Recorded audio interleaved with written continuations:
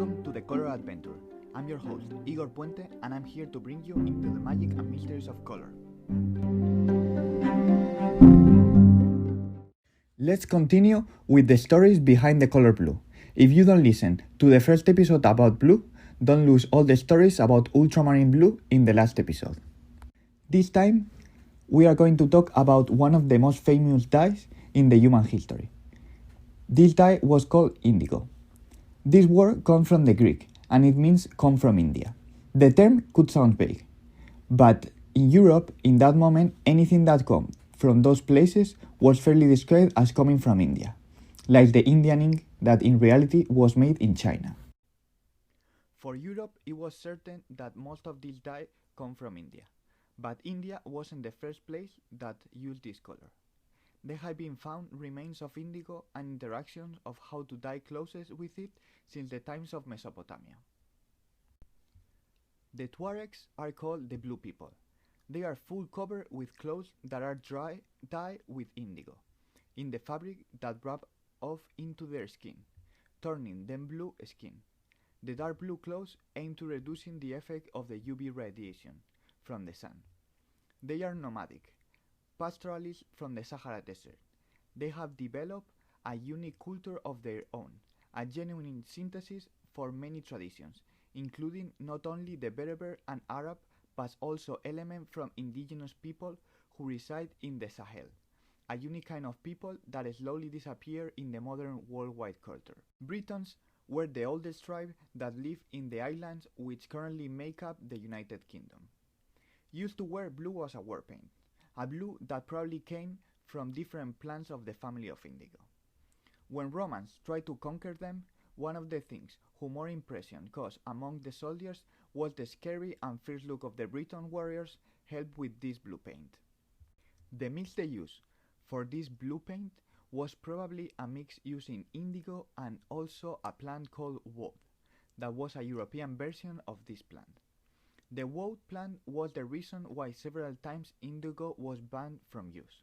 The European industry based on this dye didn't want to share this market with the traders that bought indigo as an exotic dye.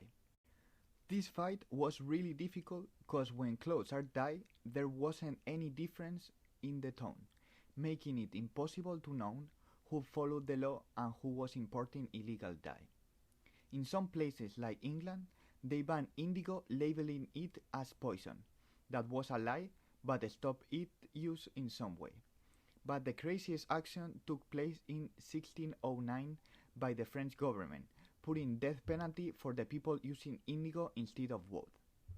This created a small version and not as deadly as the case of the Salem witches' trials, where the only proof was gossips among the people, letting lies and jealousy get in the way.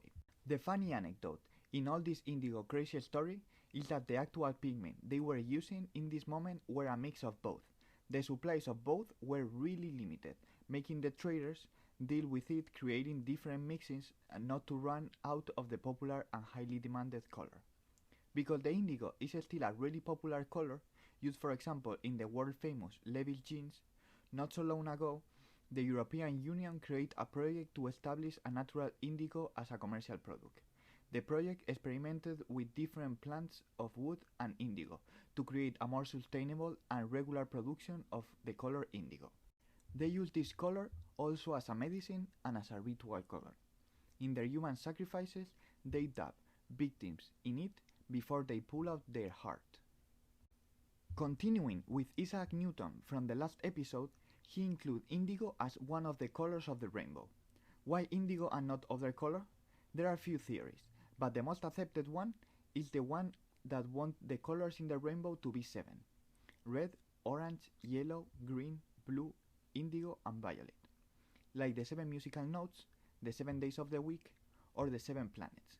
In his moment, Pluto and Uranus wasn't not discovered yet. Indigo was new and really popular, making this a choice really interesting instead, for example, turquoise or purple. This is not a weird case in history, when different cultures give a special meaning to a number that rules their world. In China, it was the number 5, and there were 5 colors that it was black, white, yellow, red, and blue. Other popular color blue, with an interesting story, is cobalt blue. Cobalt is a metal that European silver miners used to find in the company of arsenic, what is a really poisonous and they try to avoid at any cost. This name, cobalt, comes from the German name Cobalt, which means goblin or troublemaker, and this was the reason of mysterious death of the miners. Cobalt is also the leading role of a story happened in the course of the Second World War. Hitler wanted to create the best collection of art in the world, in a new museum that he planned to build. He left the task to find the best artworks, by their own Nazi standards of course, to Hermann Göring. He traveled around Europe buying or stealing all the artwork that he wanted, and in 1943 he met an art dealer called Ham van Meegeren, who sold him what in that moment he thought it was an unknown masterpiece by Johannes Vermeer. Not only the Nazis were fooled, everyone in general believed him. Even a really famous museum bought one of his pieces thinking it was a genuine Vermeer for $500,000.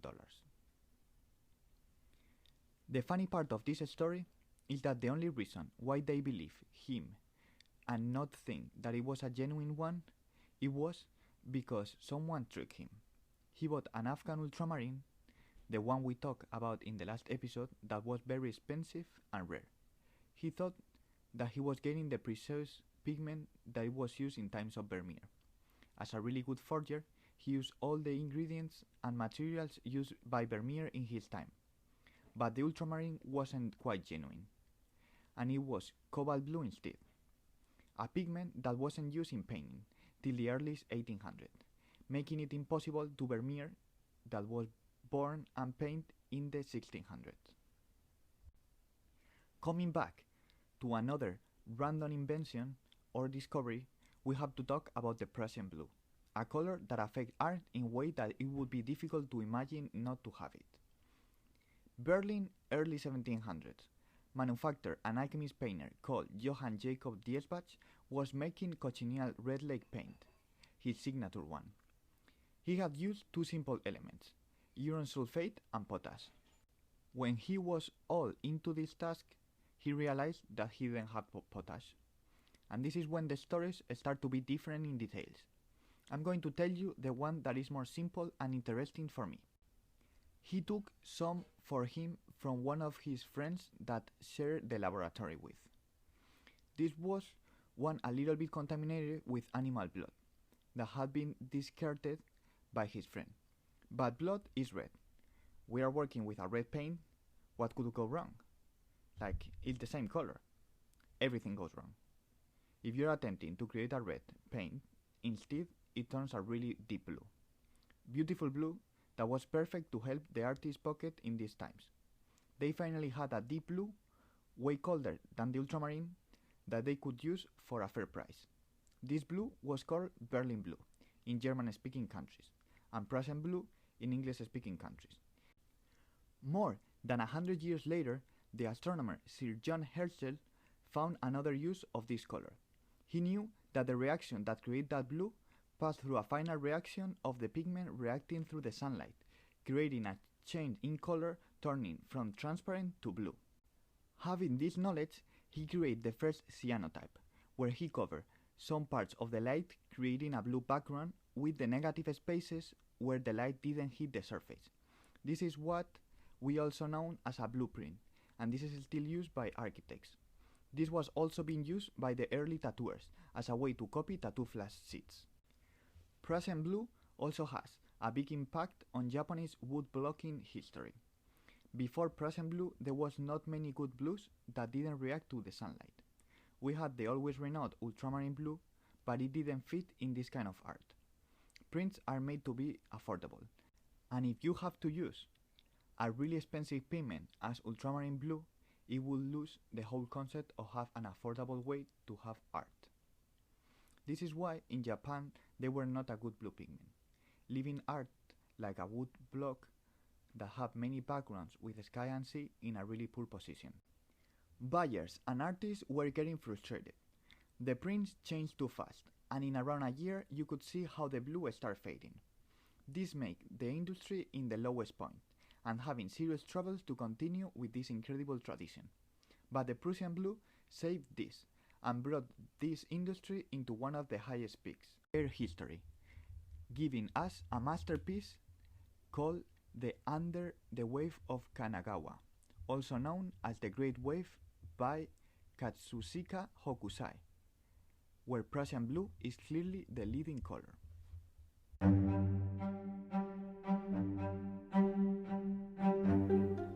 This is all about the color blue. Next episode, exploring a little bit more of the interesting